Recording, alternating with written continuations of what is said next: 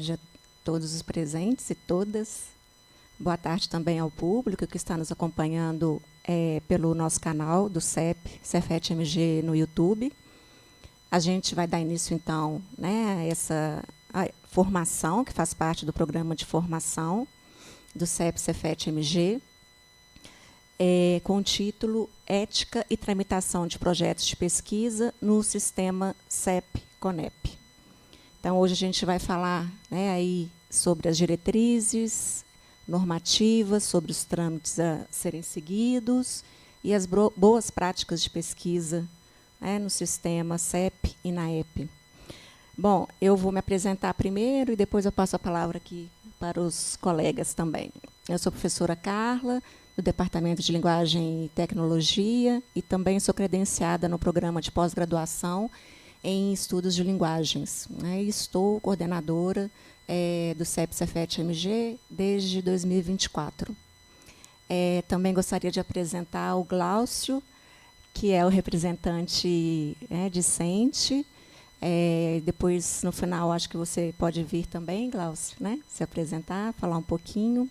Ele está conduzindo ali esse processo da videoconferência para que tudo dê certinho. Então, vou passar a palavra aqui para a professora Anderson Higino. Bom, boa tarde, meu nome é Anderson Higino, eu sou professor do Departamento de Física, sou integrante do CEP já há uns 2 anos e acompanho a professora Carla na coordenação das atividades como subcoordenador, tentando aí dar o apoio necessário para que as atividades transcorram da melhor forma, a tramitação dos processos e também essas atividades de formação que fazem parte do rol aí de atividades que são de responsabilidade do CEP. Obrigado.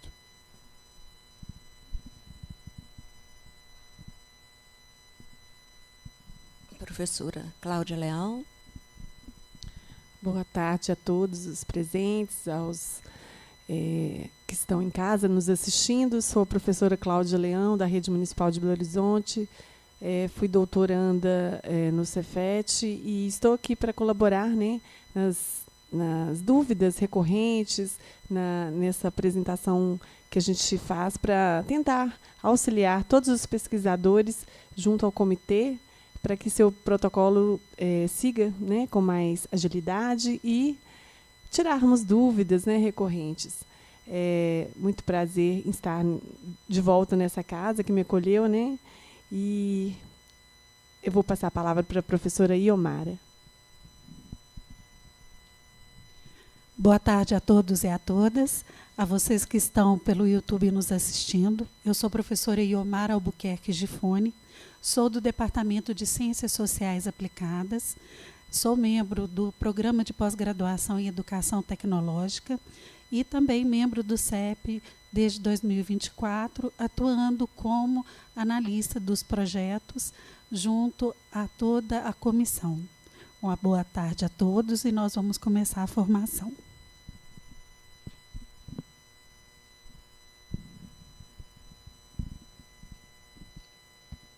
Bom, inicialmente eu vou dar só uns recadinhos, 2 recados, que são o seguinte. Primeiro, que a lista de presença ela vai ser passada aqui para quem está presencialmente daqui a pouco. E para quem está no YouTube, vamos então disponibilizar no chat, mais tarde, um formulário para validar a presença e também para emissão de certificado. Do mesmo modo, vai ter emissão de certificado para quem está presente. Bom, acho que a primeira questão assim, que vale a pena a gente... é um ponto de partida, a gente trazer a própria noção de ética, como um conjunto aí de obrigações morais a serem seguidas para garantir a dignidade, a autonomia e os direitos fundamentais de quem participa da pesquisa. Então, o foco de toda a legislação, das normativas do sistema INAEP, Instância Nacional de Ética em Pesquisa, que substitui a antiga CONEP, é justamente a proteção do participante de pesquisa. E esse é também o seu princípio norteador, garantir a proteção, né, desses participantes de pesquisa, reconhecendo, né, possíveis vulnerabilidades, né, e reconhecendo também sua vontade de participar da pesquisa. Então, essa vontade, por exemplo, diz respeito a essa autonomia do participante de pesquisa. A possibilidade, por exemplo, que ele tem de, mesmo depois de ter assinado o TCLE, ele pedir para não continuar participando. Então, ou seja, o direito dele de se retirar da pesquisa. Então, o que a gente, né, traz aqui não é só como, né, os melhores procedimentos e práticas para a validação, né, do protocolo e para a obtenção do parecer do projeto de pesquisa, mas também diz respeito à importância de uma cultura ética, né, em pesquisa com seres humanos no Cefet-MG, no nosso comitê de ética, nosso. Né? E a gente, com esse programa, a gente tem esse objetivo de construir, junto com os pesquisadores, os membros do CEP, que né, com as formações, né, vocês vão poder conhecer melhor, aproximar, né, mais o CEP da comunidade científica, do Cefet, né, contando também com a colaboração dos coordenadores, né, dos diferentes programas de pós-graduação do Cefet. Então, também agradeço aí, né, a professora Yara, professor Emerson também, por colaborarem, né, com essa divulgação da formação. Bom, um outro aspecto também, né, quando a gente fala de ética em pesquisa, é a qualidade, né, da metodológica que esse projeto tem que ter, né, um rigor ético que vai validar ainda mais a pesquisa ser desenvolvida, né, evitando, na medida do possível, os vieses que podem vir, né, e também acompanhando as pesquisas, porque durante o desenvolvimento dela, pode haver mudanças significativas, né, e o CEP precisa estar atento também a isso, e com a nova legislação, a Lei 14.874, isso fica muito explícito. Né, depois eu vou falar sobre isso. Então, um outro aspecto seria essa pesquisa responsável, né, não é só burocracia, como eu falei, mas é uma prática científica que respeita o participante de pesquisa, né, seu bem-estar, e principalmente a vida dele e a vontade dele. Então, somos importantes, né, é importantíssimo o papel do pesquisador e a pesquisa enquanto contribuição para a sociedade, né, mas a gente, seguindo as normativas e a legislação, nós todos, né, os membros do CEP, a coordenação, estamos preocupados, né, com esse norte, né, da apreciação ética em pesquisa, que é o participante. Então, a gente vai o tempo inteiro insistir nisso. Né? Bom, Anderson, por favor. Esse sistema, então, o CEP-NAEP, né, enquanto estrutura e papel, né, ele tem o objetivo aí de analisar, então, os protocolos de pesquisa submetidos pelos pesquisadores, né, do Cefet-MG, mas não só. A gente também pode receber e recebemos protocolos de pesquisa de outras instituições. Antes a CONEP, agora a INAEP também caminha para a gente, né, esses protocolos. É uma função também consultiva e educativa, como essa que a gente está fazendo agora, né? Deliberativa, não apenas burocrática ou no sentido de punir, né? Mas primeiramente formar e educar, né, pesquisadores. Eu queria, então, só lembrar aqui um aspecto, né, que eu falei desse princípio norteador, quando, né, eu fiz referência a essas possíveis vulnerabilidades do participante de pesquisa, de que ordem elas são. Né? Então, a gente pode ter uma vulnerabilidade do participante de ordem socioeconômica. Um exemplo seria um participante de pesquisa e educacional também, que as duas coisas estão muito ligadas, né? Um participante de pesquisa que não sabe escrever, sabe ler, né? Ele poderia gravar um vídeo, né? Reconhecendo ali, firmando a leitura e o aceite do TSLE. Isso foi falado na última formação, agora em 8 de abril, no encontro entre CEPs que teve em São Paulo, no dia 8 e 9 de abril. Inclusive, nós fizemos um vídeo que já está disponível no nosso canal, para quem quiser, né, saber um pouco dessas mudanças com mais detalhes, o que muda, então, com essa nova legislação. Então, sim. Né, então, aos pouquinhos, a gente vai divulgar também na página, acho que é importante, né, do Cefet, falar um pouco sobre essas mudanças. Pode passar, por favor.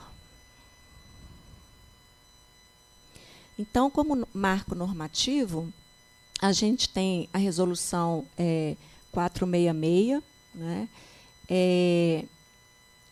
que coloca como diretriz geral para as pesquisas com seres humanos no Brasil os aspectos, né, as normativas mais específicas da área biomédica e de intervenção clínica. É bom lembrar que, na estrutura organizacional, os CEPs, né, eles estão ligados ao INAEP, essa instância nacional, e que, por sua vez, está ligada ao Ministério da Saúde. Né? Então, se vocês entrarem na página do Ministério da Saúde, vocês vão encontrar lá a INAEP, o link para acessar a página, né? Como novidade, as reuniões, né, que ocorrem na instância e também no Sistema Nacional de Ética em Pesquisa, a SINAEP, elas são reuniões públicas, coisa que não acontecia antes, apenas aquelas que são né, consideradas de... faltou a palavra, sigilo, obrigada, Anderson, de sigilo, são mais raras, mas as demais reuniões todas da INAEP são abertas para quem quiser participar. Não é? A resolução 510 de 2016, que é mais específica da área de ciências humanas e sociais, né? É importante, então, a gente se referir a essas áreas, chamando atenção para a vocação do nosso CEP, né, do CEP Cefet-MG. Essa vocação, é assim que a INAEP, né, essa referência que o INAEP faz, ela diz respeito aos riscos. Né? Ela, inclusive, estratifica esses riscos, né, em relação à pesquisa. Riscos para os participantes de pesquisa. Né? Então, quanto maior a incerteza científica, maior o risco. Né? Algumas áreas já, né, são reconhecidas, né, por essa regularidade de riscos que tem, como os participantes, as áreas de engenharia tecidual, irreversibilidade biológica, né? E quanto maior também, né, a vulnerabilidade do participante de pesquisa, maior o risco. E aí eu vou dar um exemplo. Nessa formação foi a enfermeira Mônica Calazans, né, que foi a primeira pessoa no Brasil a ser vacinada contra a Covid-19, com o Coronavac. Ela estava lá, então, justamente, né, pôde falar das dificuldades, né, e também, né, da resistência de se colocar como participante de pesquisa de risco, de altíssimo risco, como foi o dela. Né? Então, foi um momento muito enriquecedor e que deu aí para os participantes entenderem bastante por que existe essa estratificação. No Cefet, qual seria, então, a nossa vocação? Nós temos, e aí a gente, né, fala sobre os protocolos de pesquisa que a gente recebe, muitas pesquisas das áreas, então, de ciências sociais e humanas. Né? E essas pesquisas, elas são reconhecidas aí como, de modo geral, baixo risco, baixo ou médio risco, né? Quando a pesquisa é de alto risco, esse protocolo deve ser, então, né, encaminhado para a INAEP, né, para que ele seja apreciado por CEPs acreditados. Antes a gente contava com 8 CEPs acreditados, né, no Brasil inteiro, num universo de mais ou menos 900 CEPs no Brasil, né? Então, era um trabalho pesado que eles faziam. Então, também um objetivo, né, dessa formação da qual eu pude participar e da nova legislação é dar, né, maior garantia jurídica, né, ou seja, nós estamos falando de legislação, né, de um corpo jurídico que vai balizar todo o funcionamento, né, das normativas, acompanhamento das pesquisas e também as cobranças que precisam ser feitas para que a lei seja cumprida, né. Estamos também falando que foi necessário aumentar esse número de CEPs acreditados. Nós não, né, fizemos uma consulta no nosso CEP e não reconhecemos que o CEP Cefet-MG ainda, né, não sei, futuramente, vamos ver, né, Cefet como universidade, né, a diversidade de cursos aí porventura aumentando, se um dia seremos, mas por enquanto decidimos por não nos tornarmos CEPs acreditados. E é preciso também ter muita estrutura para isso, porque a gente já conta, né, com um número bastante alto de protocolos.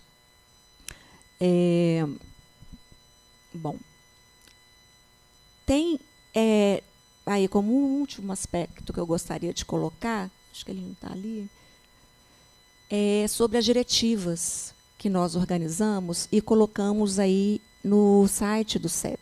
É muito importante, né, no início, quem está começando aí o processo de tramitação, né, do seu projeto de pesquisa, de construção do seu protocolo, acompanhar o site. Nós estamos empenhados, inclusive, em cada vez mais melhorar o site do CEP. E aí a gente colocou essas diretivas para o pesquisador e para os orientadores. É muito importante que vocês leiam. Lá vocês vão entender, por exemplo, o cumprimento de prazos, né? Os pesquisadores, de um lado. De outro, os orientadores, né, têm formas aí também de contribuir para essa celeridade e qualidade da tramitação também, na submissão, por exemplo, de documentos, né, e dar o apoio também para o seu orientando. Uma forma de acompanhar, por exemplo, é o pesquisador, ele pode tirar o print dos fluxos. Então, muitas vezes, hoje, felizmente, né, a gente já não passa tanto por isso em relação aos atrasos, né, melhorou bastante, mas é possível de ocorrer, né, e a coordenação está aberta para, né, para receber, né, se for o caso, essas solicitações de informação desse fluxo. Mas o próprio pesquisador pode entrar, fazer um print e mandar para o seu orientador. E, com base nisso, manda um e-mail para a gente, ou a gente mesmo já fez esse trabalho algumas vezes, inclusive para entender o que está acontecendo.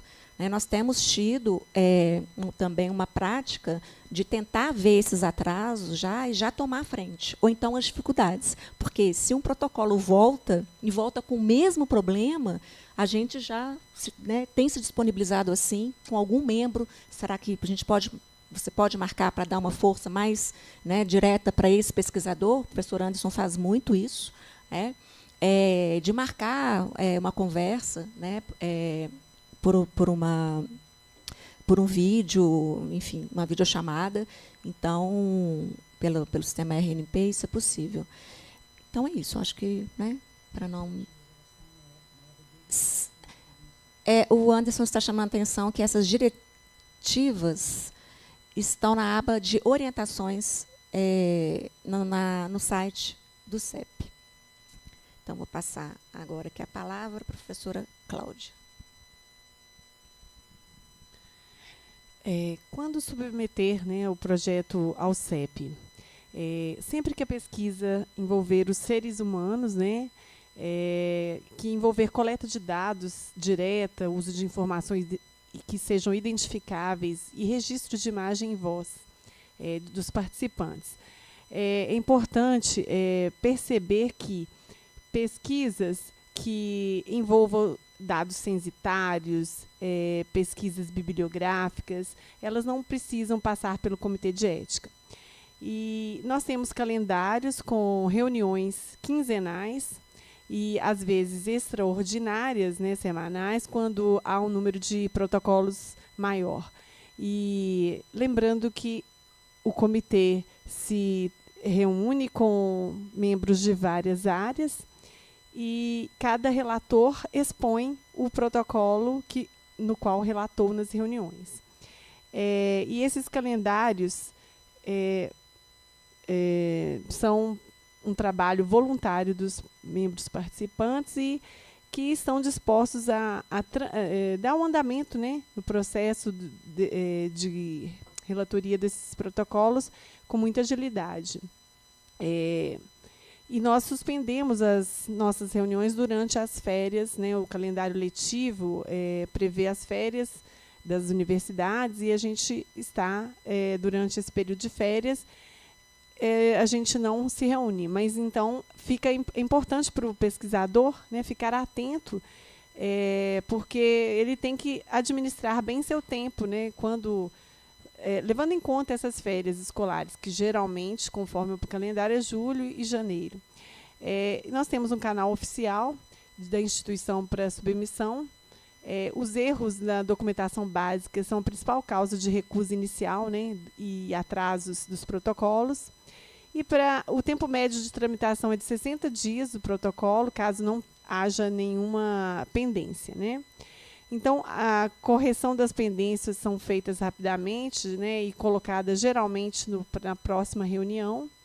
E a cada retorno que o protocolo, porventura, ocorra, ele atrasa um pouco mais. Então, o pesquisador deve administrar bem seu tempo, levando em conta, por exemplo, uma pesquisa de mestrado, que são 2 anos, passa muito depressa. E se ele deixa para submeter o seu protocolo da metade para o fim, né, vai ficar em cima do prazo.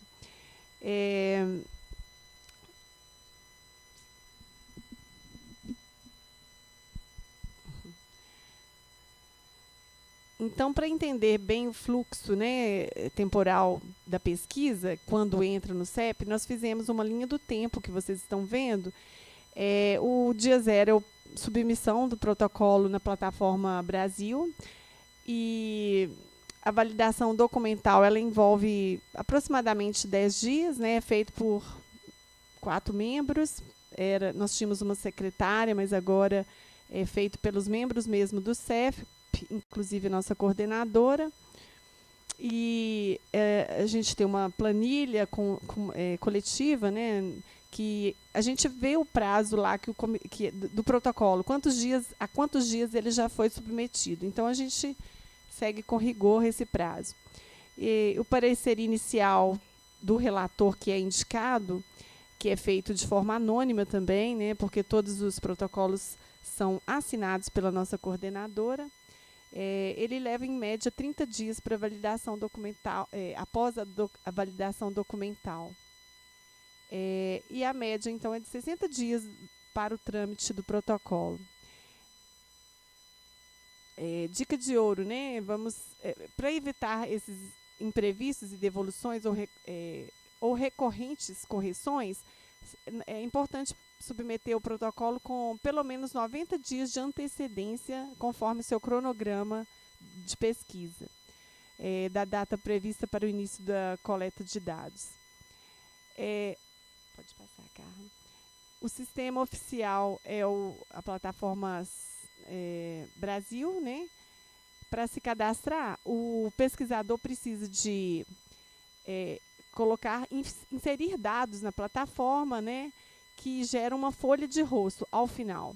Essa folha de rosto você baixa no seu computador, assina, né, pela plataforma .gov ou, se quiser, manualmente, e tem que encaminhar novamente para o Comitê de Ética, para que o departamento de pesquisa, né, de pós-graduação, através do seu coordenador, possa assinar e devolver para o pesquisador. Aí o pesquisador, de novo, posta essa folha de rosto assinada.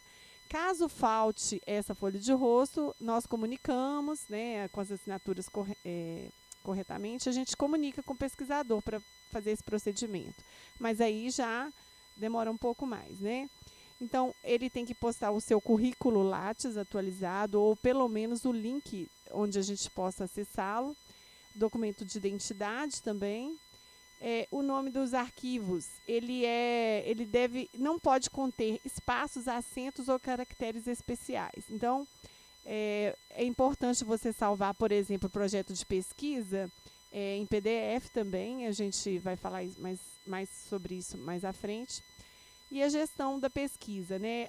A submissão online de projetos e monitoramento em tempo real de todas as etapas da tramitação ética é realizado pela equipe do CEP-CONEP. INAEP. Houve uma mudança de nomenclatura e ainda estou acostumada com a nomenclatura antiga. A comunicação oficial é feita geralmente por e-mail ou via, né? A gente extraordinariamente entra em contato por telefone. O recebimento de pareceres consubstanciados e notificações de pendência e envio de recursos ou emendas, né, é feito através da plataforma. O Registro Nacional mantém sempre o histórico centralizado em todas as pesquisas desenvolvidas pelo pesquisador no território nacional. Ou seja, você tem um trâmite também durante a sua pesquisa. Você insere o protocolo, né, para análise do comitê, depois, a cada 6 meses, a gente pede para fazer um relatório parcial da pesquisa, para a gente ver como que está o andamento, a gente avalia esses relatórios parciais. E, ao final da pesquisa, a gente precisa, né, a gente averiguar o relatório final do pesquisador. E aí, sim, fica arquivado lá na plataforma sua pesquisa. Então, o cadastro na plataforma Brasil é um cadastro, pode passar, relativamente fácil, mas ele exige algumas observações. Tem algumas etapas, né, para evitar pendências. Já houve pesquisadores que protocolaram e não verificaram e as pendências ficaram lá e depois, assim, ele ficou aguardando a relatoria e não percebeu que sequer havia protocolado bem, né, o seu protocolo, protocolado de forma correta. O pesquisador deve manter os dados pessoais, e-mail, telefone sempre atualizados para receber as notificações, né, e ativar o link da notificação. Ele deve anexar também todos os documentos digitalizados, frente e verso, em formato Word e PDF, no caso, o projeto de pesquisa. Os arquivos têm que usar os caracteres underline, né? Ele não aceita acentos, gráficos, espaços. Então, assim, dá um pouquinho de trabalho renomear seus arquivos, né? Então, recomenda-se mantê-los já organizados de antemão para evitar o retrabalho, né, durante a submissão. E quando você precisar de fazer uma nova submissão, como, por exemplo, o protocolo corrigido, um relatório parcial ou relatório final, você vai clicar em nova submissão para iniciar o preenchimento das telas, né? E as informações básicas do projeto são um item que deve ser observado pelo pesquisador, pois ocorrem divergências entre o que ele escreve no projeto e nas informações básicas do projeto. O que acontece? De repente, ele tem alguns campos e ele vai e insere manualmente, informando dados sobre sua pesquisa. A gente vale lembrar que, nesse momento, ele tem que estar com a pesquisa aberta, copiar e colar, porque já vimos muitos protocolos voltarem por falta de uma estrutura semelhante entre as informações básicas do projeto e o projeto do pesquisador. Ele, às vezes, faz um resumo e assim, a gente vê essas divergências e fica sem saber, né, o que está acontecendo. Então, equipe de pesquisa, quando você é um membro de uma equipe, você tem que inserir todos os pesquisadores como pesquisadores assistentes. Se você é um orientador, todos os alunos orientados, né? Tem muitos protocolos de pesquisa, né, que são desenvolvidos até mesmo no ensino médio e que envolve seres humanos, então precisa passar pelo CEP. Quem é responsável é o pesquisador coordenador. Temos que conferir, né, os e-mails, telefone institucional, antes de finalizar. E o canal oficial de comunicação, como nós já dissemos, é o e-mail. A instituição proponente, no caso, é a instituição Cefet, no qual o projeto será desenvolvido. Ou nós já recebemos protocolos da UFMG, mas que a gente analisou, mas não é muito recorrente, né? Após anexar a folha de rosto assinada pelo pesquisador e pelo departamento de pós-graduação, você tem que clicar sempre em enviar. Em caso de erro do sistema, nós pedimos para contactar o suporte da Plataforma Brasil através do número 136 e consultar os manuais e tutoriais disponíveis na própria página inicial do CEP, do Cefet. A documentação exigida para submissão é a folha de rosto, como eu já disse, né, assinada pelo pesquisador responsável e instituição proponente. Eu estou frisando bem isso porque é muito comum recebermos essa folha de rosto assinada só pelo pesquisador.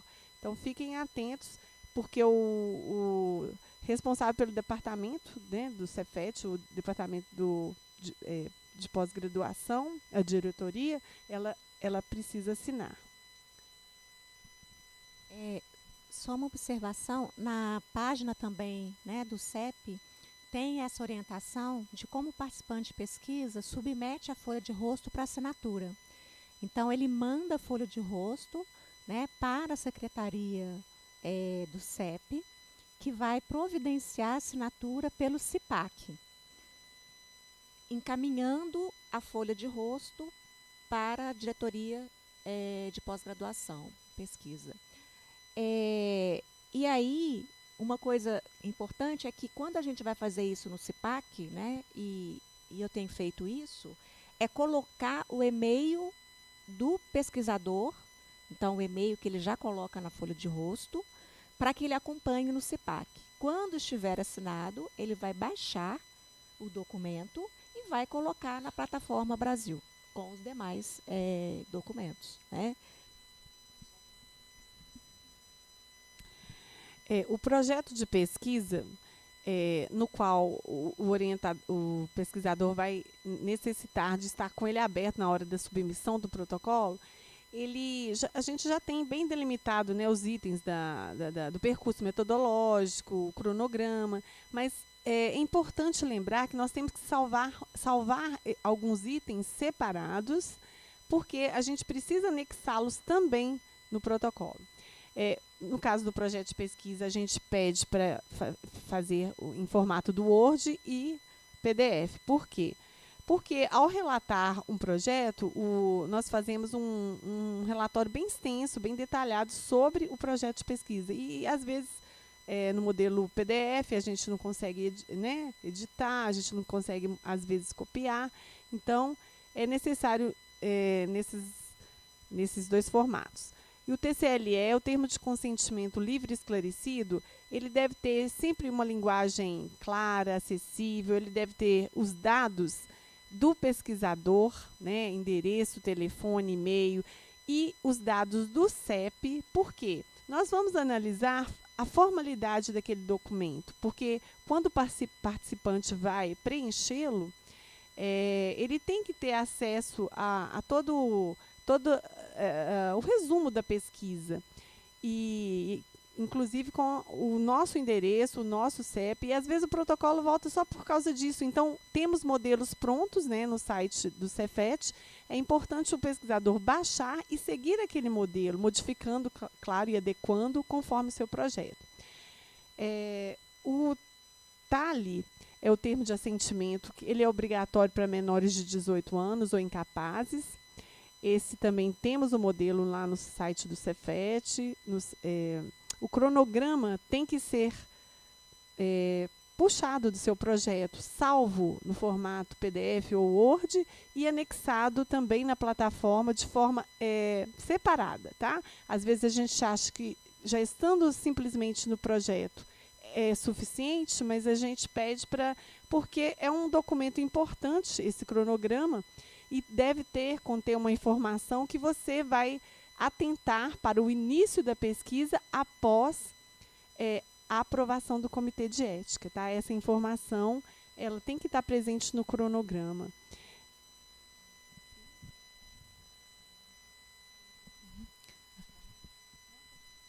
Só um complemento sobre o TCLE, né, e o TALI, né, que é o termo de assentimento para menor de idade.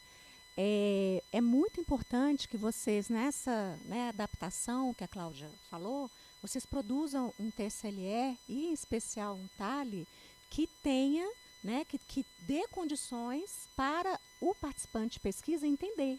Então, não adianta produzir um técnico, um TALI ou um TCLE tecnicamente muito bom, né, em termos técnicos da área, mas o participante de pesquisa não conseguir entender e ter condições, olha aí a vulnerabilidade, né, de decidir se ele quer ou não participar da pesquisa. Né? Então, quanto mais vocês puderem, né, produzir um TALI e um TCLE de forma simples e objetiva, vai ser melhor para o entendimento, e esse é o objetivo. Então, não adianta aqueles TALIs, né, ou TCLE imensos, né, que vão criar dificuldades também de entendimento.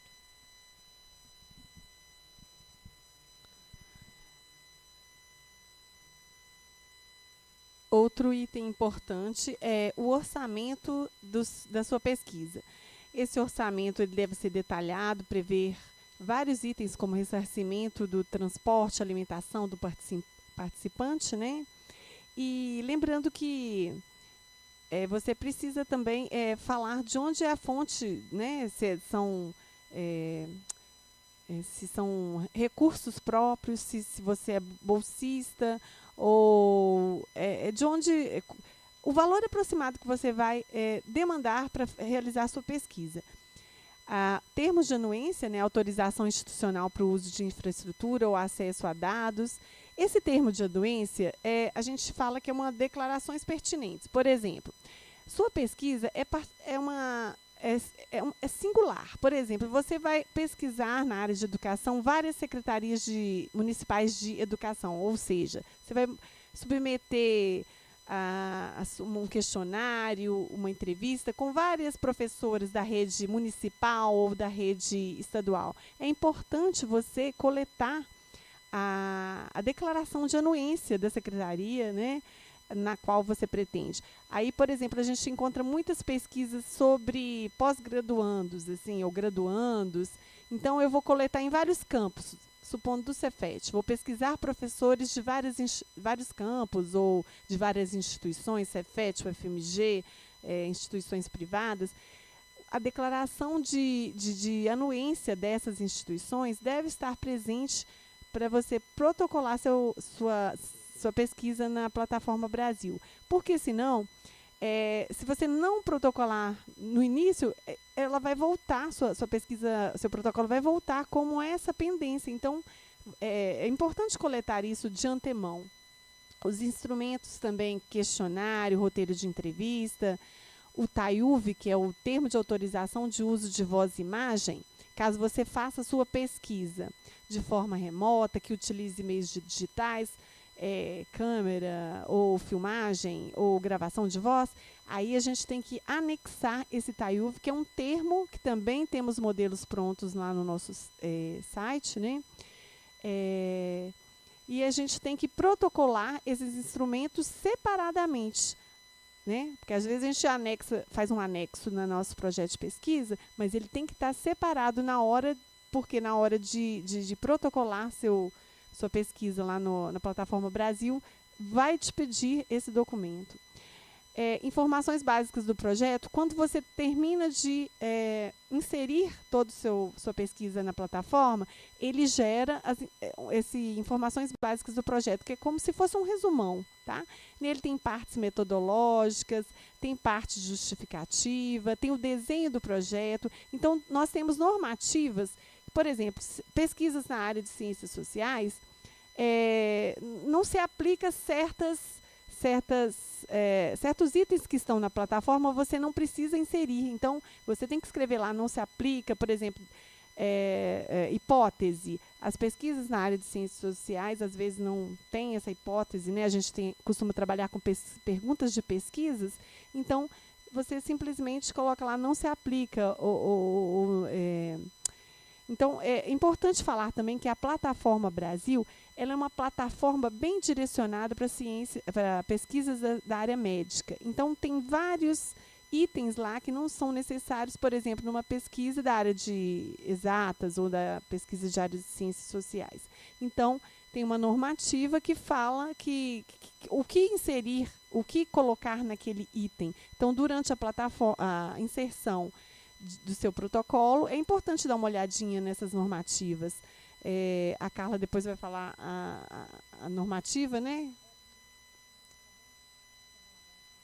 O que você quer já?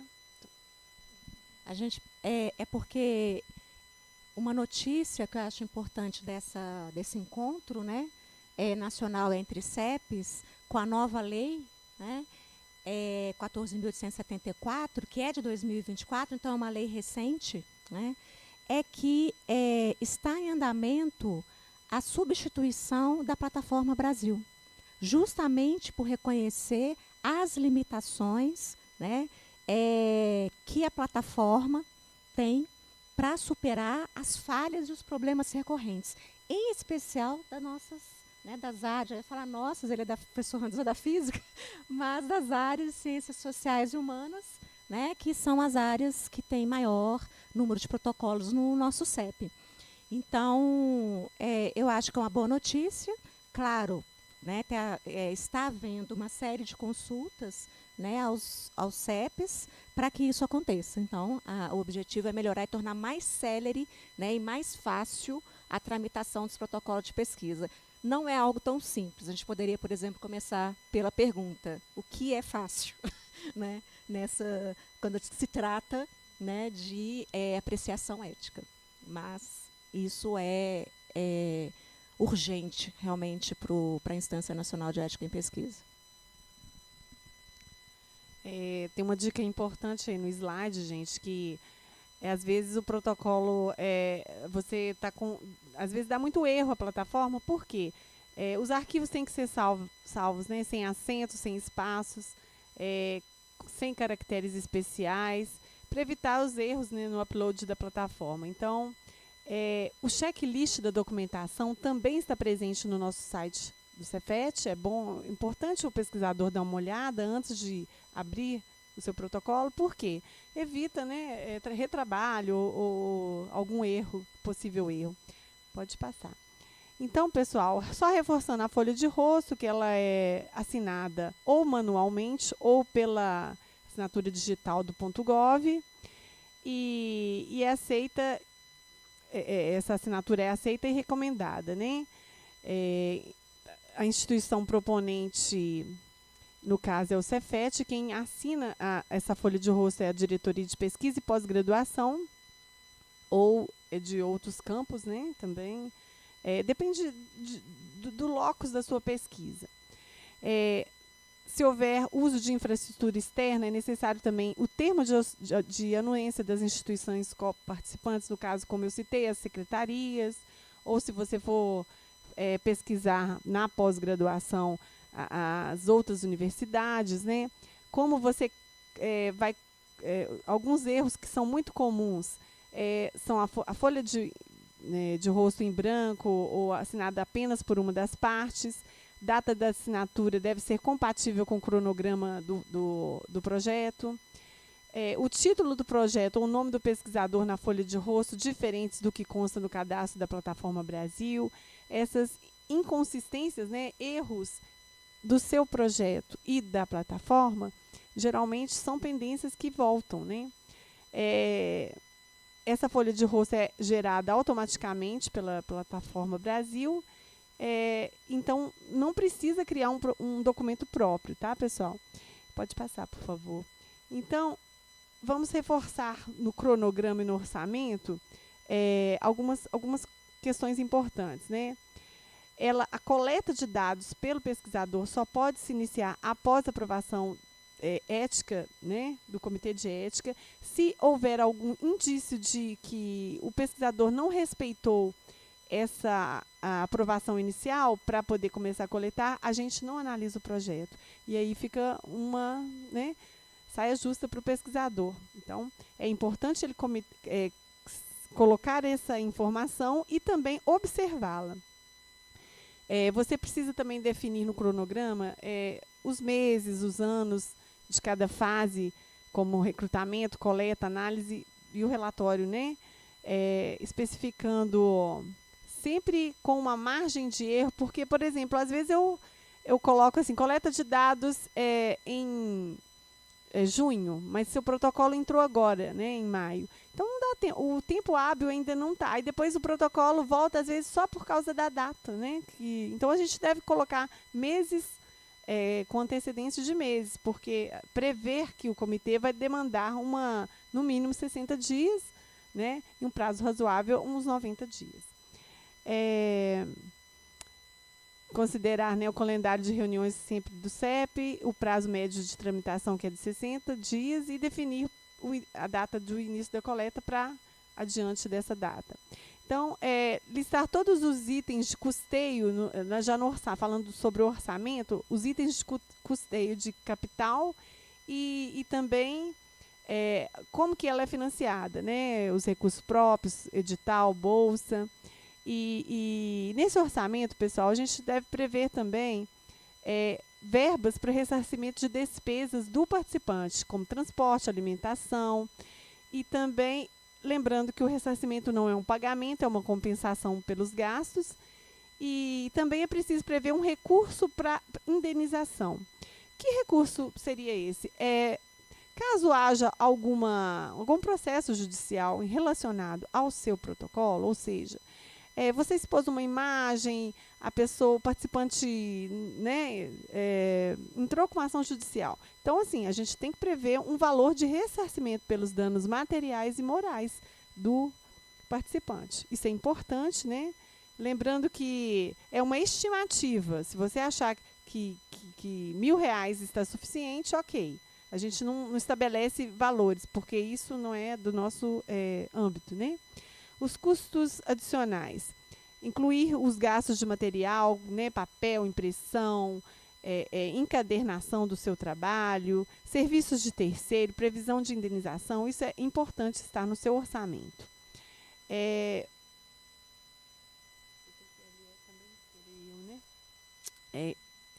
O termo de consentimento livre e esclarecido, TCLE, ele deve conter, pessoal, como Carla já mencionou, linguagem clara, o texto acessível em formato de convite, né, evitando termos técnicos, mas nós temos que colocar lá justificativa, a parte metodológica, algumas informações, assim, tudo, um resumão do seu trabalho de pesquisa, do seu projeto de pesquisa. Os objetivos, explicar a justificativa, né, o que você pretende alcançar com o resultado, o procedimento metodológico, etapas de participação, o que vai ter na sua pesquisa, entrevista, questionário, observação participante, né? A gente precisa prever os riscos da pesquisa, o risco do cansaço, o risco da exposição, os riscos relacionados ao ambiente digital, né? Os desconfortos possíveis que o pesquisador e como para cada risco que você mencionar, temos que ter também uma medida mitigadora para aquele risco. Lembrando que as pesquisas que envolvem, a gente tem que graduar esses riscos. Risco mínimo, né, médio e um risco máximo. Mas nas pesquisas sociais, pesquisas ciências exatas, pesquisas... não há o risco alto, porque o nosso comitê entende que, se o risco for alto, a gente nem analisa, a gente teria que enviar para o INAEP. Então, é importante ele mensurar porque que ele considera que os que os riscos são mínimos, que os riscos são médios, né? Lembrando que o risco alto não está envolvido nas nossas pesquisas, assim, de forma mais previsível. Os benefícios que os participantes vão auferir, ou seja, diretos, né, os benefícios diretos que o participante vai auferir, e indiretos, né, que é toda a sociedade. Não podemos deixar de mencioná-los no TCLE e também na pesquisa. A gente colocou aí não mencionar curas e vantagens indevidas, né? Ou seja, a gente tem que falar os riscos concretos, né, que a nossa pesquisa pode trazer para a comunidade acadêmica. A confidencialidade, né, a garantia que isso tem que estar no TCLE, garantia de sigilo, de anonimato, de proteção dos dados, conforme a Lei Geral de Proteção de Dados. Pessoal, a gente dá algumas dicas também sobre o protocolo. Sempre salvar na nuvem, nunca salvar sempre no seu computador, suas coleta de dados. Por quê? A gente sabe que a gente está à mercê de furtos. Se leva um computador, você está vulnerável enquanto pesquisador, enquanto envolver os participantes, né, expor os dados que eles nos passaram. O contato também do pesquisador, do CEP, tem que estar lá no TCLE. O direito de recusa do participante, né, que ele pode desistir a qualquer momento, sem prejuízo para si próprio ou né, da sua imagem. A assinatura também do participante no TCLE é muito importante você coletá-la previamente, tá? Antes de filmar, antes de gravar, antes de coletar seus dados, pegue a assinatura. Em 2 vias de igual teor, rubricadas em cada página, porque o TCLE costuma ser grande, né? E disponibilizar também um link para que o participante possa acessar e baixar a sua via também desse documento, né?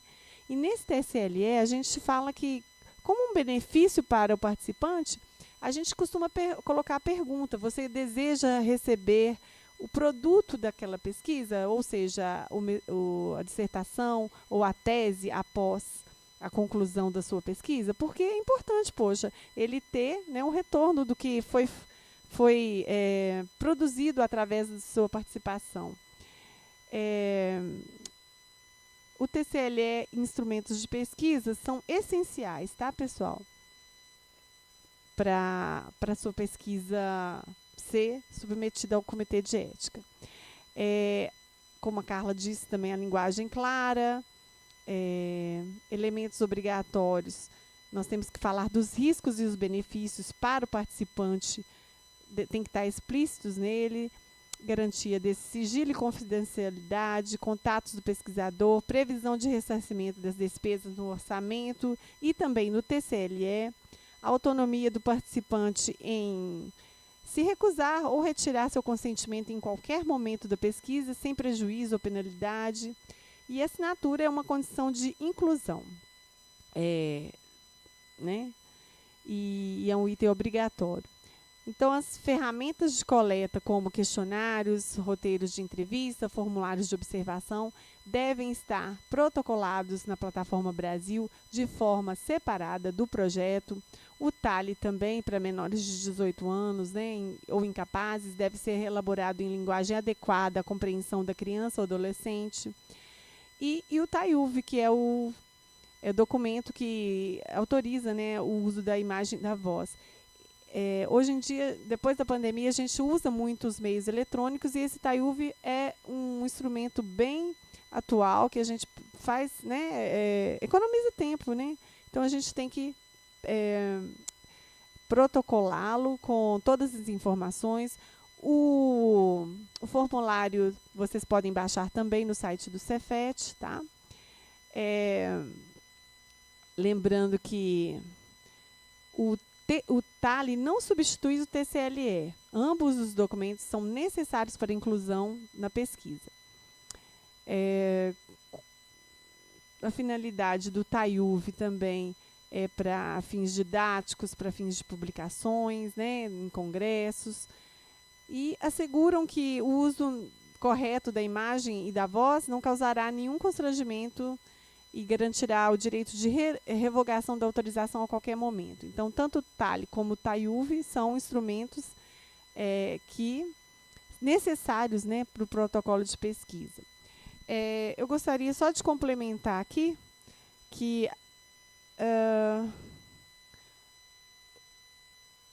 a carta-resposta, por exemplo, você tem um protocolo submetido ao CEP. Foram detectadas algumas pendências e a gente devolve o protocolo para o pesquisador. Aí o pesquisador deve procurar sanar aquelas pendências, caso não entenda, caso tenha alguma dificuldade, entre em contato por e-mail. Mas como que eu faço novamente a correção? Eu vou ter que protocolar tudo corrigido, projeto de pesquisa, TCLE, TAIUV, TALI e a carta-resposta, especificando na carta-resposta qual a página, como foi feita a correção, qual que foi a substituição daquele item. Então, assim, a carta-resposta também temos modelo lá no CEP, né?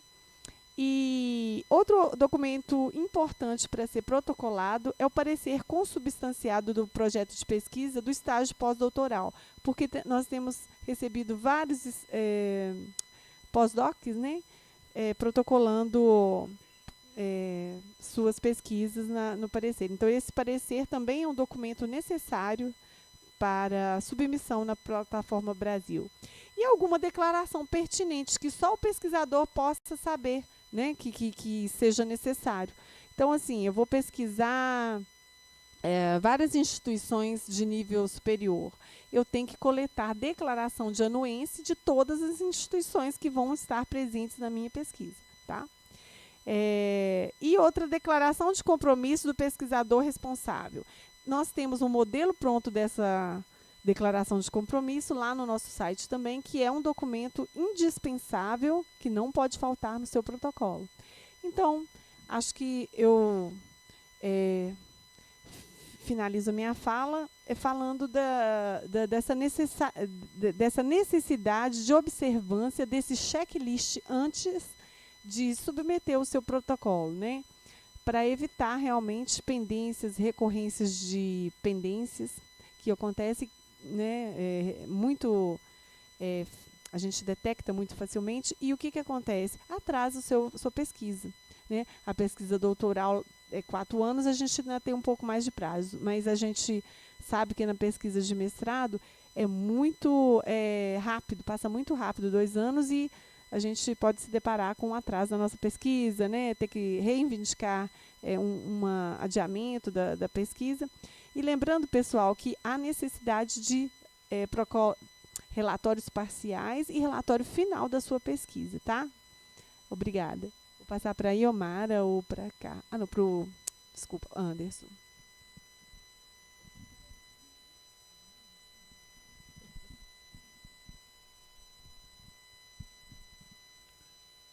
Bom, nós fizemos uma pequena estatística, um levantamento com base em algo como 60 protocolos, para ter uma noção e poder conversar um pouco com vocês sobre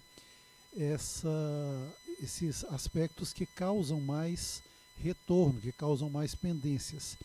E esse nosso slide traz, né, o resultado desse levantamento, mostrando aí quais são os vilões, entre aspas, né, ranqueados aí, começando pela anuência institucional.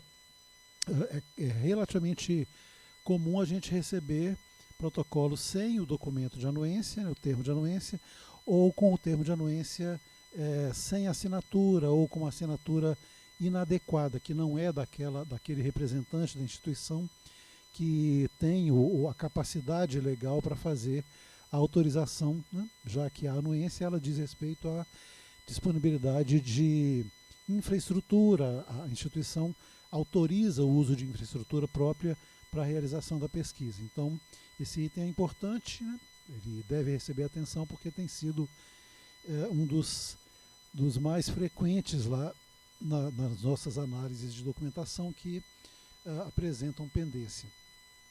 O orçamento incompleto também, ele é um dos campeões lá, né, de aspectos com falhas.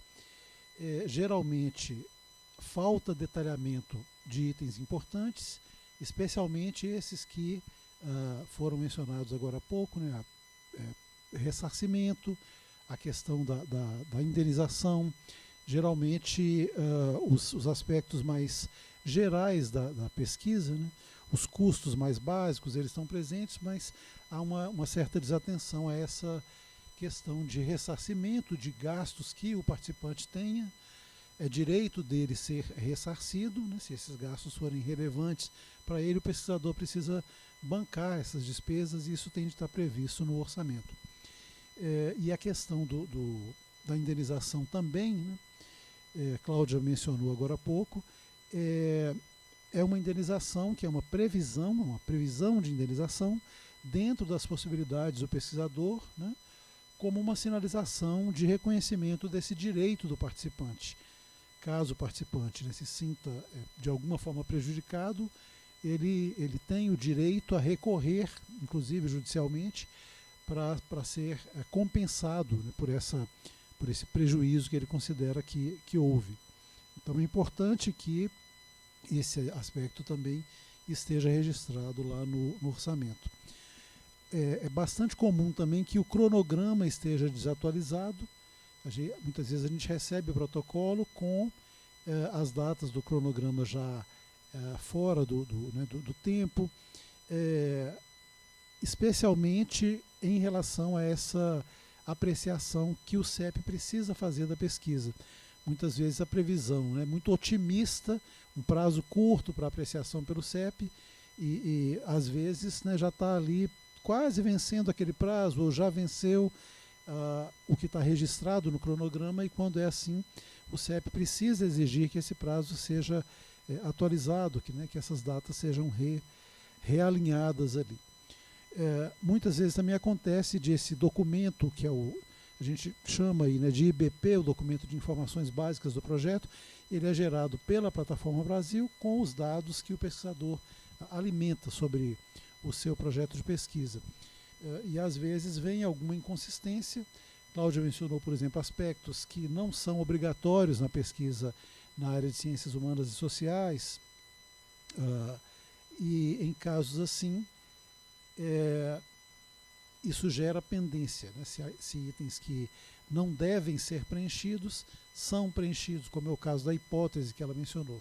Não cabe nas pesquisas da área de ciências humanas e sociais, então esse campo lá no documento de informações básicas deve ser preenchido apenas como não se aplica ou algo do tipo, né? Bom, então essa nossa estatística aqui dá uma ideia dos aspectos principais. Eu vou tentar dialogar um pouquinho aqui com as perguntas que eu já percebi que chegaram aqui pelo chat, para quem nos acompanha pelo YouTube. Essas perguntas vão ser consideradas também ao final, mas tentando dialogar um pouquinho. Veja, o papel do CEP, alguém falou aqui sobre dificuldades com um protocolo que volta diversas vezes. O papel do CEP ele é garantir essa conformidade do projeto à normativa ética. Isso é importante, por um lado, para respeitar os direitos do participante, por outro lado, também para respeitar o próprio pesquisador, para resguardar, inclusive, o pesquisador. Se algum direito do participante for violado e o participante se sentir realmente prejudicado, isso pode gerar mais adiante até uma demanda judicial, né, para o pesquisador, que vai colocá-lo numa situação complicada. Então o papel do CEP ele de analisar a documentação em diálogo com o pesquisador, em diálogo com a orientação da pesquisa, quando necessário, para que a gente tenha tudo ali planejado para acontecer dentro do que a legislação, a normativa prevê. Quando o pesquisador precisar de ajuda, está tendo dificuldade com algum aspecto, a recomendação que a gente faz é procure o CEP, envie um e-mail, faça um contato. Tá? Nós temos, inclusive, Carla já mencionou isso no comecinho, em casos mais delicados, né, quando a gente vê que o projeto volta uma vez, volta duas, está com problema de pendência documental ou acontece alguma pendência na análise dos requisitos éticos, o próprio CEP ativamente oferece ao pesquisador ajuda. E é uma oferta que a gente, de fato, tem bancado, né, no sentido de logo agendar uma videoconferência, dialogar em torno daquele, né, com o pesquisador em torno daquele aspecto que é objeto de dúvida. Tá? Então, contem com a gente. O papel do CEP é esse de...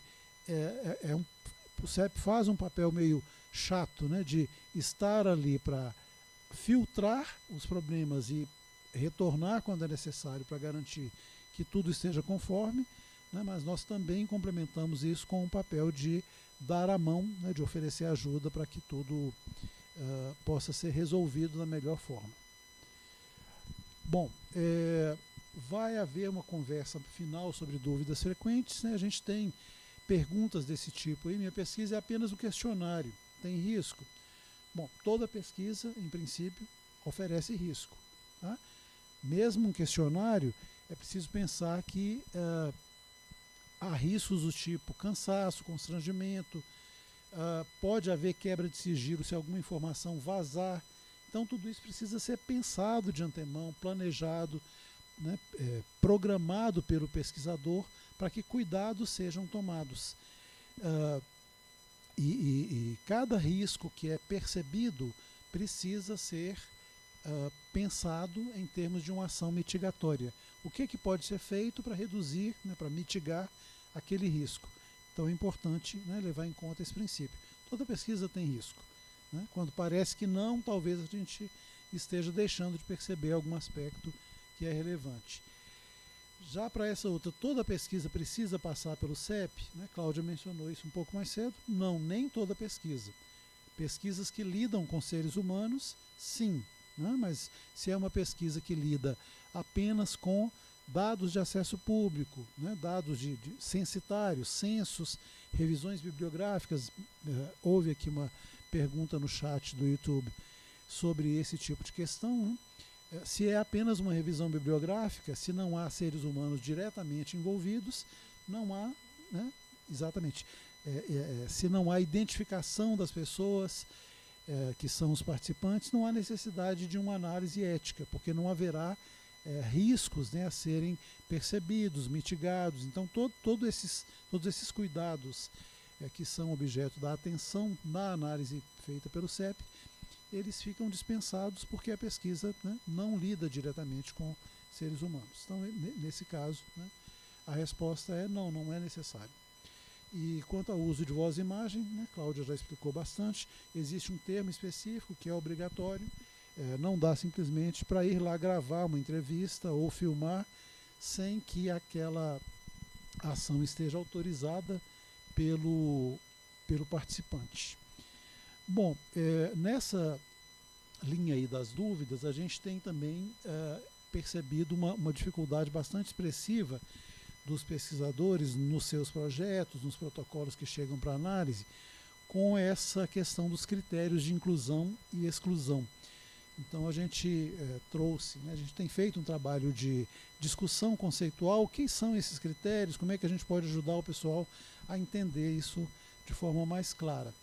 E esse diagrama que a gente, né, traz aqui no slide, ele é bastante interessante para entender isso. No fundo é uma questão de teoria de conjuntos, né? Então é o diagrama de Venn, o famoso diagrama de Venn da teoria dos conjuntos que está desenhado aí, ele nos ajuda realmente. A lógica é bastante simples, mas ela precisa ser entendida claramente, e depois que ela é entendida, geralmente as dúvidas, né, elas se esclarecem com muita tranquilidade. E a lógica vai nesse conjunto de círculos que estão desenhados aí. Um círculo mais amplo, que é a população geral, né? As pessoas estão aí. Eu vou abordar algumas dessas pessoas da população em geral para fazer a minha pesquisa. Quem eu vou abordar? Quem eu quero que seja participante da minha pesquisa? Quem eu quero estudar, como está formulado ali? Essa pergunta ela direciona a formulação dos critérios de inclusão. Eu preciso delimitar quem eu devo incluir na minha pesquisa para que eu consiga alcançar os objetivos da pesquisa, né? Existe aí uma articulação entre com quem eu vou interagir, né, para qual é a pesquisa que eu quero fazer. Então, os critérios de inclusão eles visam a delimitar quem eu me incluo. Agora, os critérios de exclusão, o que eles fazem? Eles vão retirar potenciais participantes, prováveis participantes, que não poderão ser mantidos como participantes. Então, veja, eu já selecionei da população geral, via critérios de inclusão, aqueles que eu quero estudar. Porém, digamos que alguns, né, desses pretensos participantes, pode ser até que eles aceitem, eles estejam interessados em participar, eles topem assinar os termos, né, que são necessários, tenham boa vontade para participar da pesquisa, mas existe alguma dificuldade em mantê-los. Então, eles precisarão ser excluídos, mesmo que eles desejem participar. Essa é a lógica dos critérios de exclusão. Se a gente quiser trazer um exemplo para facilitar a percepção, vou pegar um exemplo bem fácil, né? Em que os meios termos aí em que não há muito meio termo, para ficar mais tranquilo o entendimento. Digamos que eu esteja pesquisando um medicamento, uma droga nova, um novo princípio ativo. E aí eu vou então selecionar participantes para os quais a administração daquele princípio ativo possa trazer melhoria na condição de saúde que eles apresentam. Porém, digamos que, né, 100 pessoas aceitam participar dessa pesquisa, mas exames preliminares determinam que 5 delas podem ter uma reação adversa muito intensa, com riscos apreciáveis, se eu administrar aquele princípio ativo.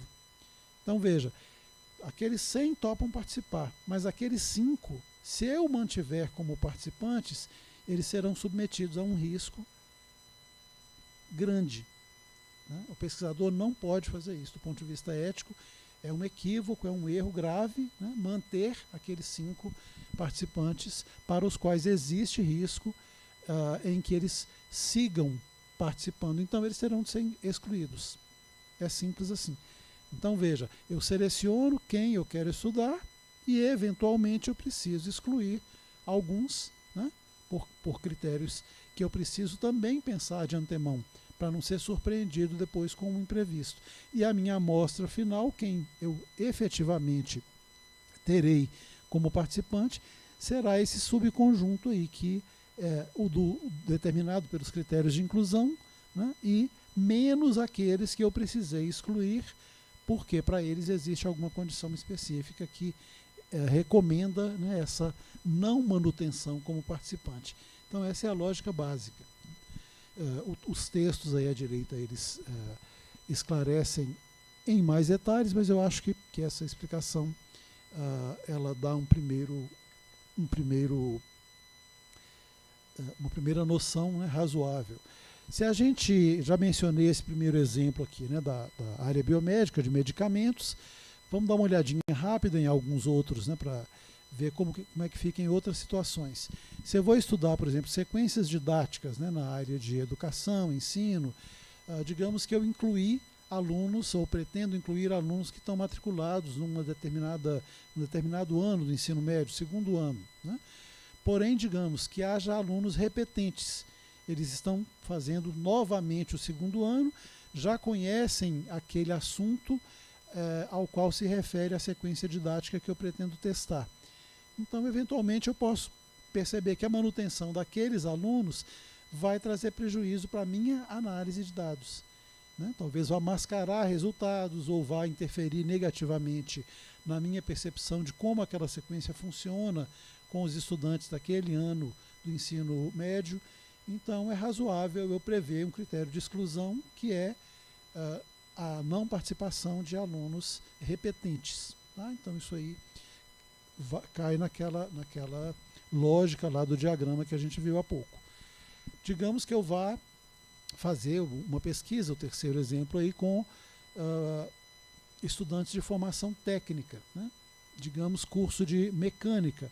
Mas aí eu percebo que alguns deles já têm uma vivência laboral, né, já trabalharam como assistentes numa oficina mecânica ou já tiveram algum tipo de prática antes da minha pesquisa que vai interferir no funcionamento da própria pesquisa.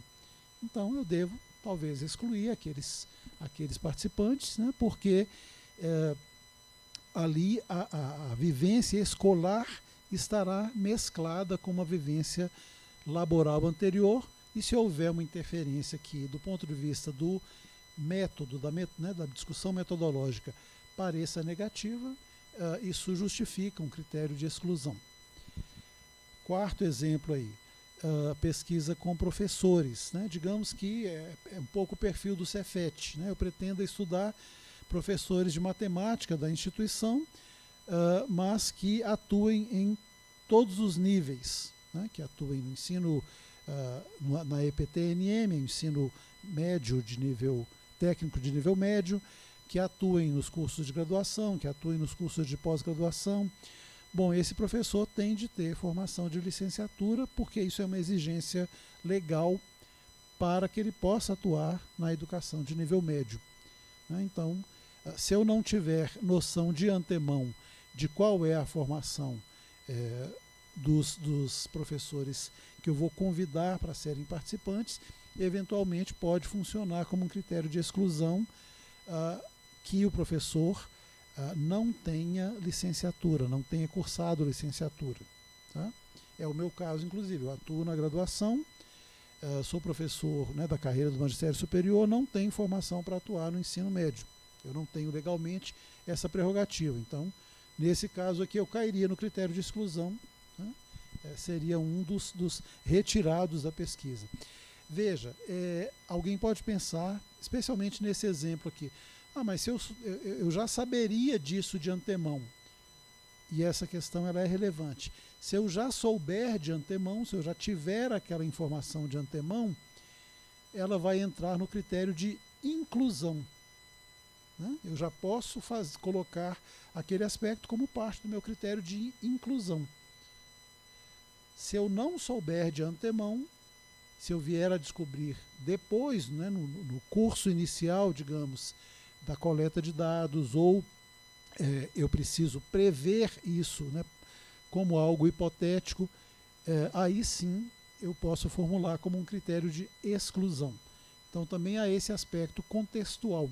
Tudo depende de quando aquela informação estará disponível, né? No exemplo da área biomédica, que é o primeiro aí do slide, fica claro isso.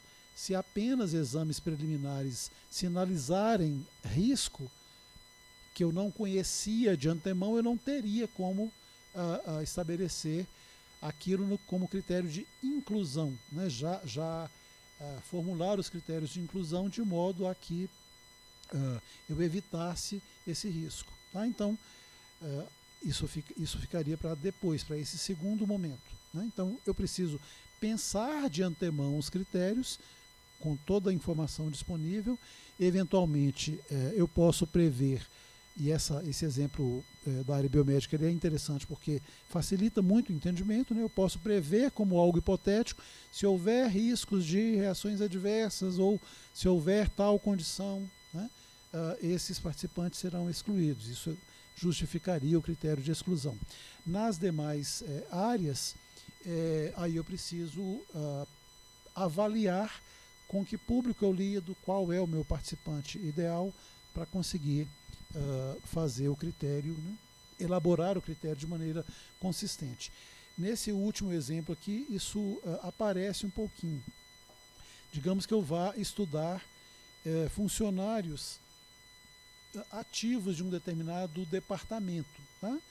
Mas eu não tenho de antemão noção sobre a disponibilidade deles em termos, por exemplo, de férias, em termos de licença médica, mas eu posso prever já isso, né, como um critério de exclusão. Então eu vou incluir os servidores, os funcionários daquele departamento, esse será o critério de inclusão, mas eu posso estabelecer como critério de exclusão que não participarão da pesquisa aqueles que eventualmente não estiverem disponíveis por uma licença médica ou por estarem em período de férias, algo assim. Então a lógica é um pouco essa. Esses critérios eles são elaborados, né, caso a caso para cada projeto. Quando houver alguma dificuldade específica, a gente se coloca à disposição para ajudar. Ninguém melhor do que o próprio pesquisador para elaborar esses critérios, porque só ele conhece a fundo qual é o público, né, qual é o participante ideal, só ele conhece qual é o fundamento metodológico, qual é a forma de organização. Então, de tudo isso vai depender a elaboração desses critérios, né? Então, a gente fica à disposição para casos de dificuldades específicas.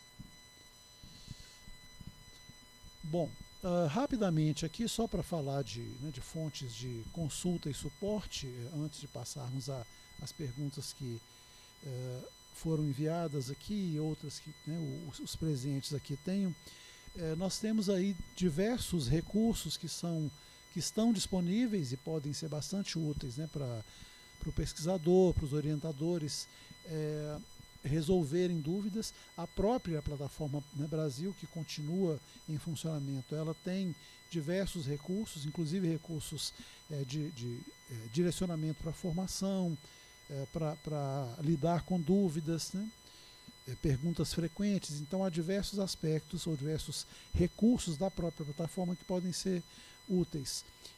Há manuais do usuário que estão disponíveis na plataforma Brasil, também no próprio site do CEP, do Cefet. Esses vídeos tutoriais, há vídeos indicados pela plataforma e outros vídeos disponíveis, né, por exemplo, no YouTube, de instituições que trabalham com formação nessa área ética. Então há uma quantidade bastante boa, né, de recursos.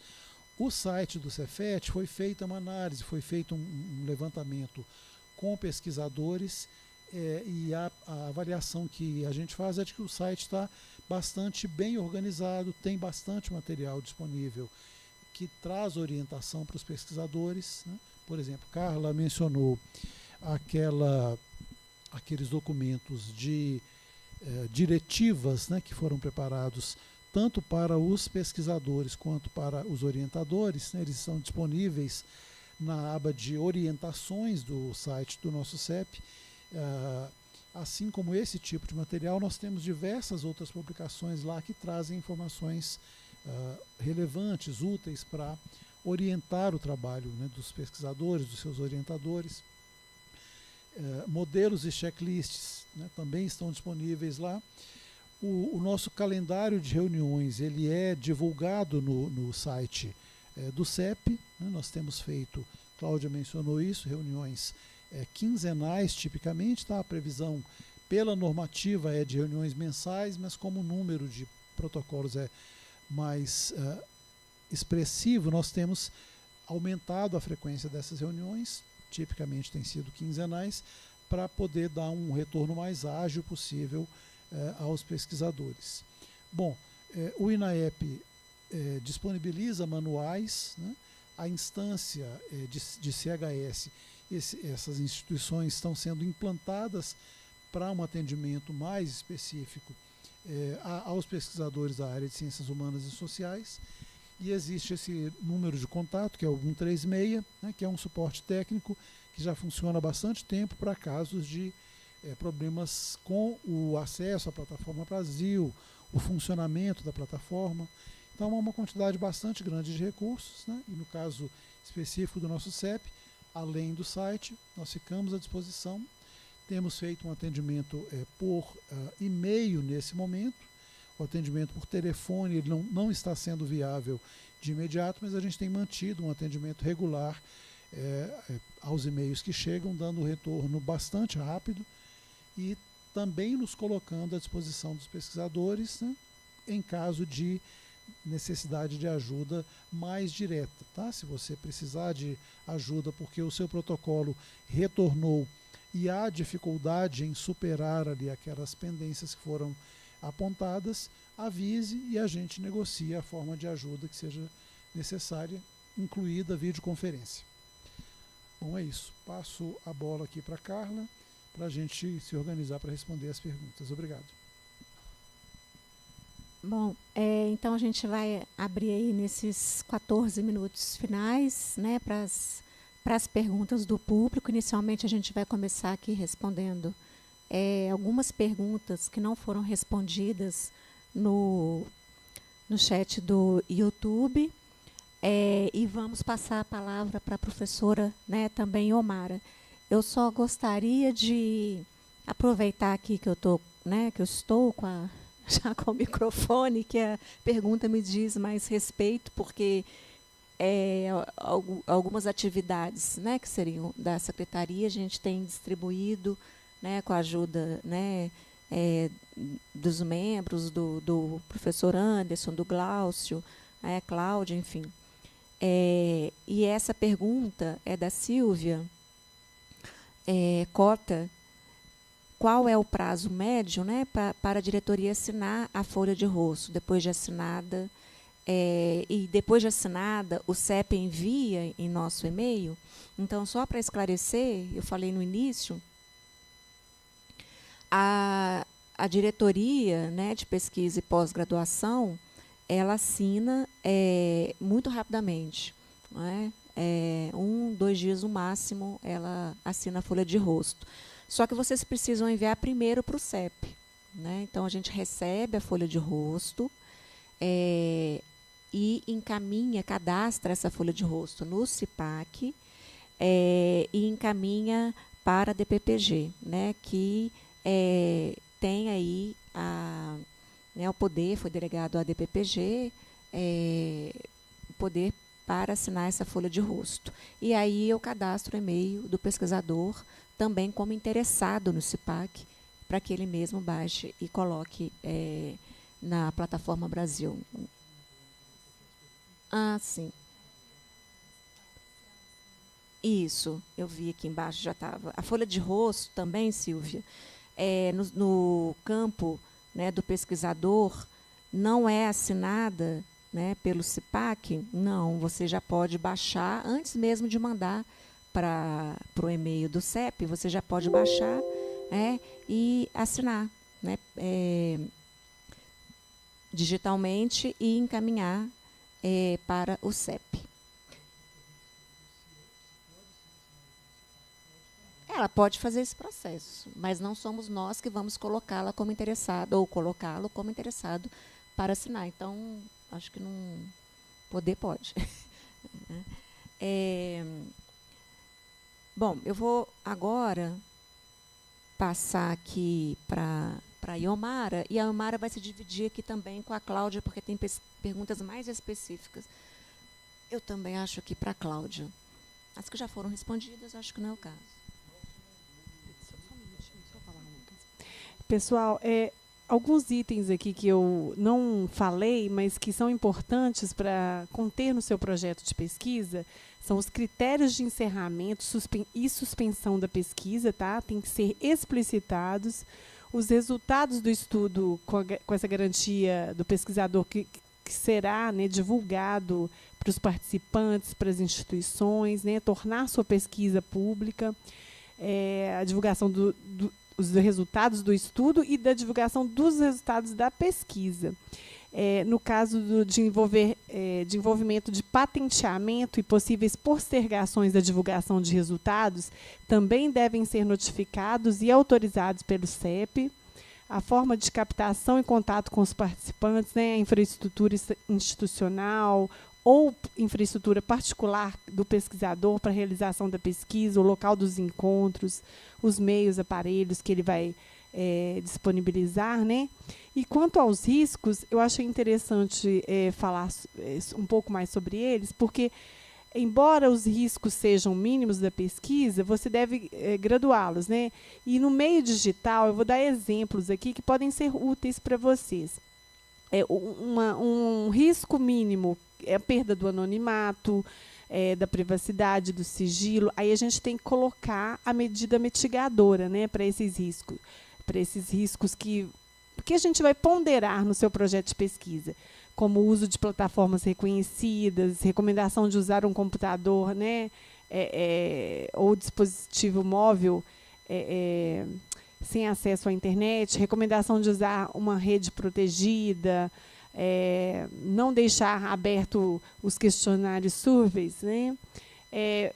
Manter o ambiente isolado, né? E não anexar arquivos, um bom antivírus. Então, assim, quando você prever o risco, nós temos que também colocar essa medida mitigadora para esse risco. E lembrando também que o ingresso, a pesquisa realizada com indígenas tem uma regulamentação própria, né, na FUNAI, de 95, e ela, além de passar pelos comitês de éticas, tem que ser aprovada pelo FUNAI.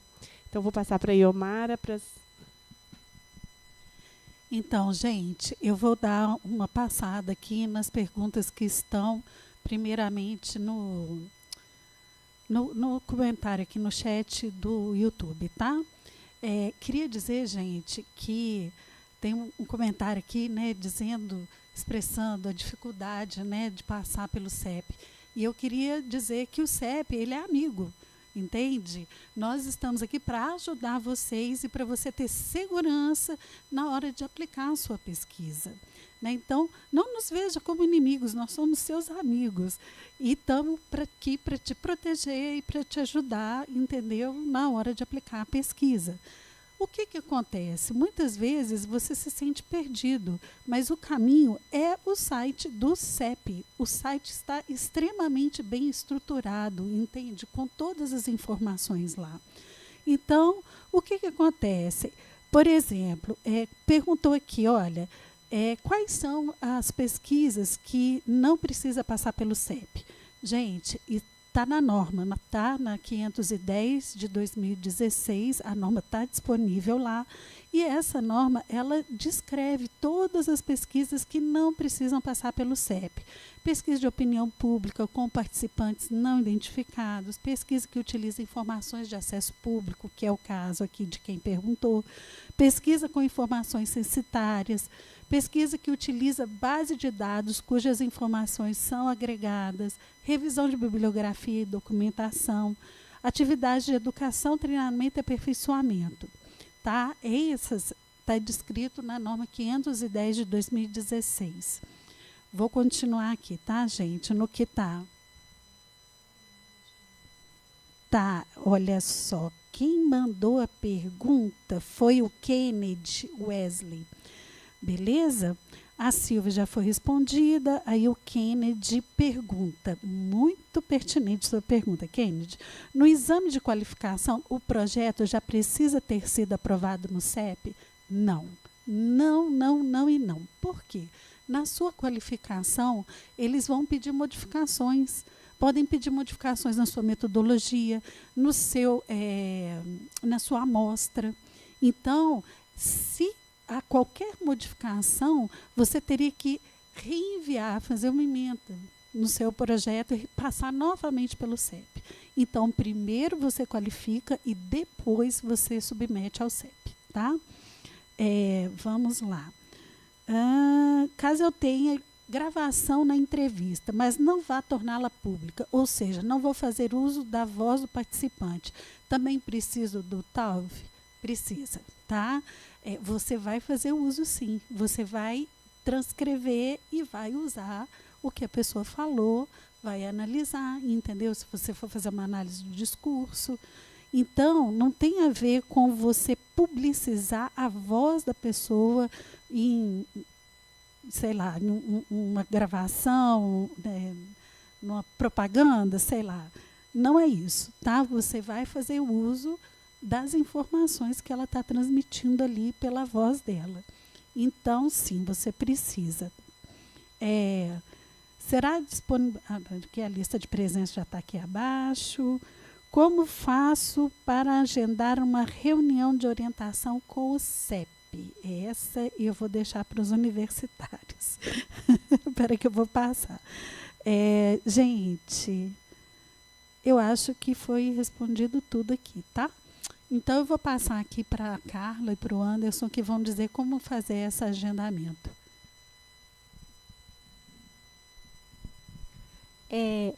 Então, vocês podem enviar um e-mail mesmo para o CEP, e provavelmente sou eu né, quem vai responder, e aí eu faço o encaminhamento conforme, né, a dúvida. Então, já colocar ali qual que é a dificuldade que está tendo, a dúvida, né, para quem, né, apresentou essa dificuldade, né, sobre em relação ao processo de tramitação, que vai e volta, né, a gente já deu todas as orientações aqui. Então, uma coisa a ser feita, né, prontamente seria essa: mandar um e-mail, né, dizer desse tempo. A gente né, tem acompanhado o prazo de tramitação.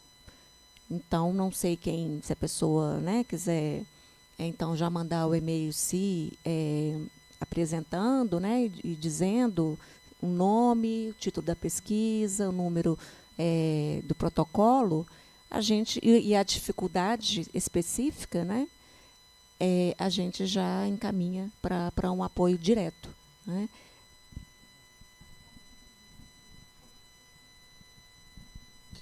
Convém comentar o seguinte: o CEP não tem uma grande estrutura de apoio, né, capaz de atender a um número enorme de pesquisadores. Então, assim, essa ajuda que a gente oferece, ela não pode entrar no lugar da responsabilidade do pesquisador, da orientação de conhecer as normas, de conversar a respeito, né,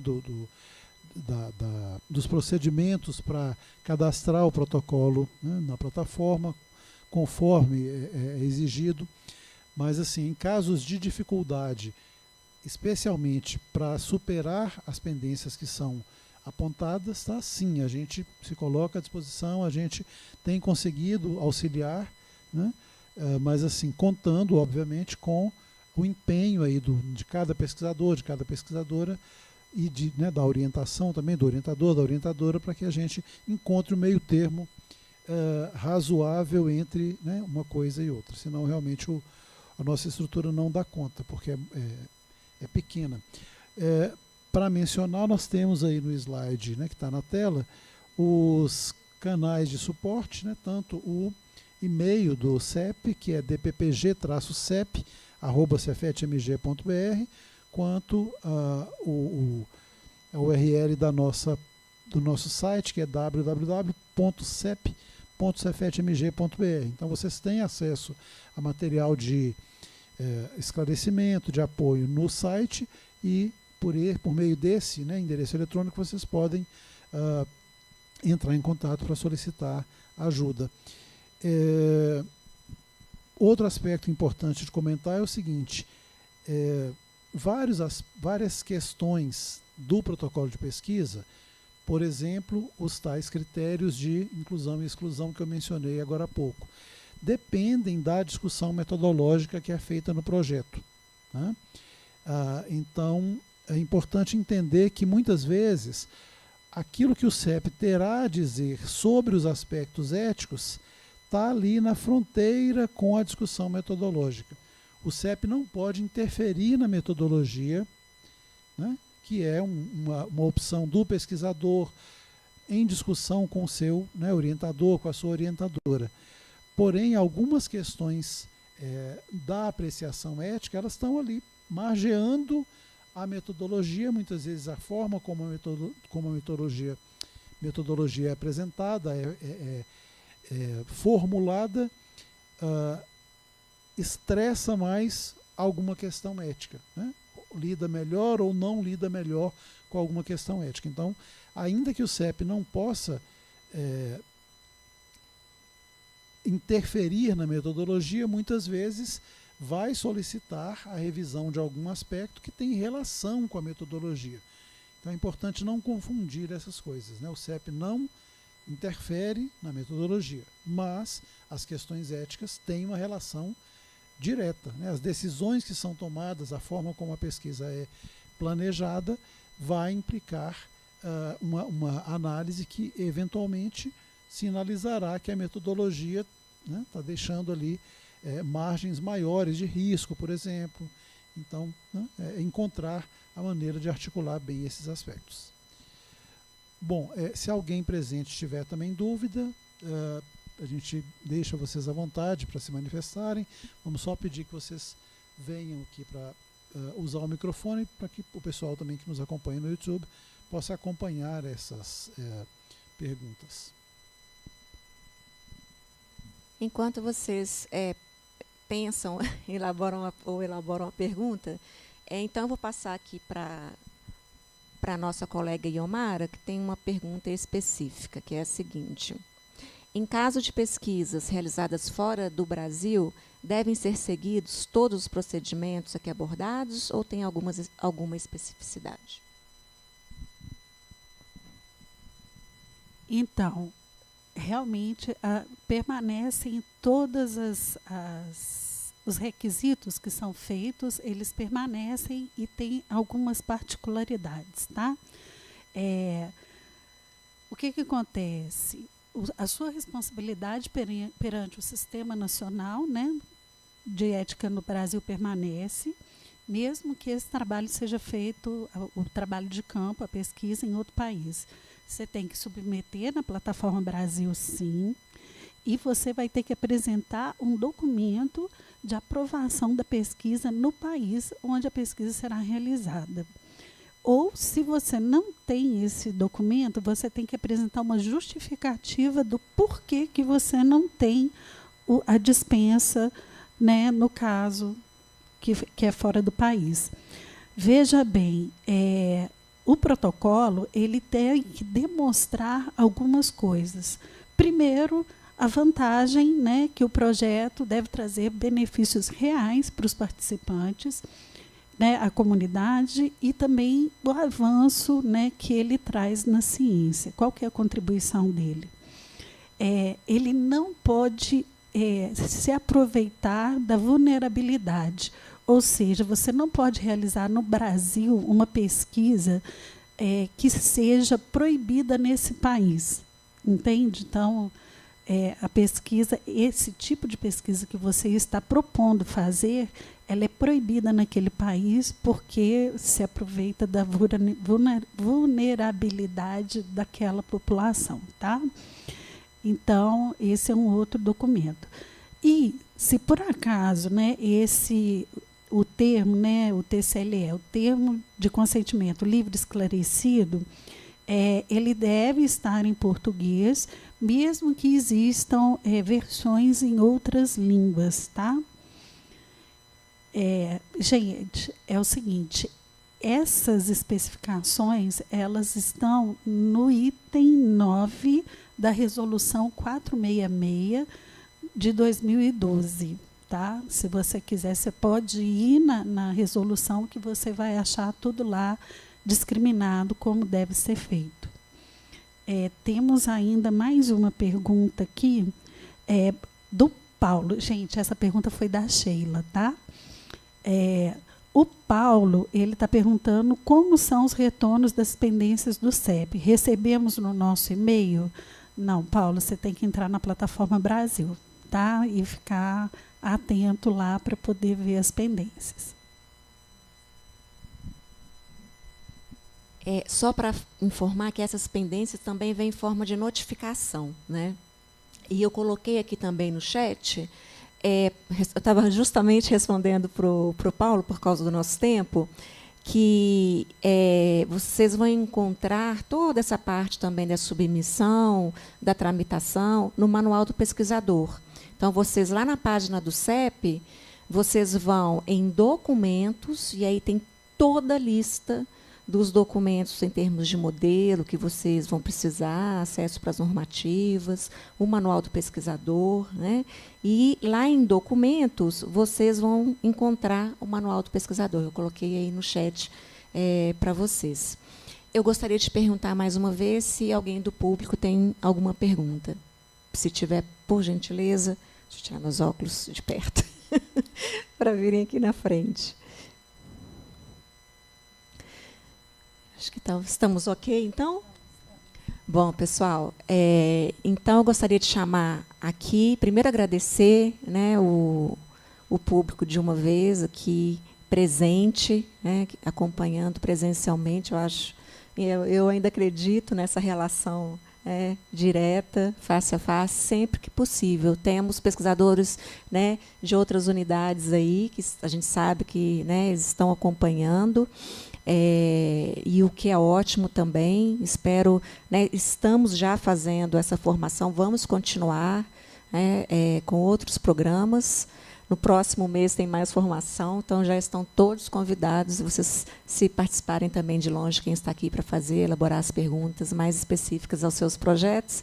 E aí eu gostaria de chamar o Glaucio, então, nosso representante discente da pós-graduação, que também costuma nos dar um apoio imenso lá nas dúvidas, nas perguntas, toda essa organização aqui, né, e agradecer muito o Glaucio, que tem feito um trabalho incrível junto com a gente. Glaucio, pode finalizar o evento. E pessoal, boa tarde aos presentes, ao pessoal do canal do YouTube. Quero reforçar o agradecimento à participação de vocês, informar também que a gente vai disponibilizar essa live no canal do YouTube em breve, a gente vai editar o vídeo, deixar bonitinho para vocês, e contem com a gente. Eu sou o Glaucio Zani, representante discente, eu sou doutorando do Pós-Ling, do Cefet-MG, e é um prazer trabalhar com essa equipe maravilhosa, e a gente está aqui para contribuir para as pesquisas de cada um de vocês ficar cada vez mais potentes e incríveis, como já vem sendo. Só um comentário que eu esqueci de agradecer aos membros, né, do CEP. Então, contar com uma equipe e aos poucos vocês vão conhecendo os outros membros também nas próximas formações, né, é fundamental. Vocês viram hoje que realmente sem eles fica mais difícil. Então, muito obrigada, professora Cláudia Leão, professora Iomara, professor Anderson Gino, e você de novo, muito obrigada. Boa tarde, gente. Boa noite, já é noite.